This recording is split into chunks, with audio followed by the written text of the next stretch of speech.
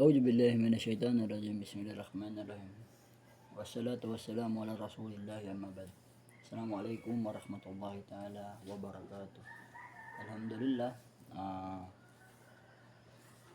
Friday ngayon na insyaallah subhanahu wa taala may klase pa mga bata.